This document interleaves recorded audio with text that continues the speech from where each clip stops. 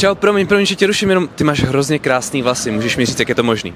Poď, idem ti ukázať. Idem sa pozrieť. Emma, prosím tě, jak to, že máš tak nádherný vlasy? To vďaka salónu Podium. A my se tady zrovna nacházíme, to je náhoda. Co to vlastně znamená mít tak krásný vlasy, jak moc je to péče a jak často sem chodíš? Za mňa mať krásne vlasy je nejakým spôsobom môj symbol ženskosti. Ja to tu volám takzvané, že moje beauty kráľovstvo. To znamená, že som tu veľmi často. To je krásné. A jaký tady v Podium Vela Salon máš nějaký svůj oblíbený, jak jsem říkal, ne zákrok, ale proceduru na vlasy? V rámci vlasov sa mi tu vedia postarať ako o starostlivosť vlasov, aby boli lesklé a žiarivé. Rovnako tak o moju ofinu, aby som niečo videla. A spolu s tým aj o vlasový styling, ktorý je za mňa absolútne úžasnou službou, pretože veľa fotím, veľa sa zúčastňujem rôznych prehliadok, takže o toto sa tu všetko dokážu postarať. Kromě vlasů, já jsem si všiml, že tady se dělají i další věci, víte, tady nail bar. Je tu všetko. Nail bar, manikúra, pedikúra, obočie, laminácia obočia. Akorát já jako kluk asi bych využil primárně ty vlasy, co? Ja som absolútne aj za tú manikúru v tvojom prípade.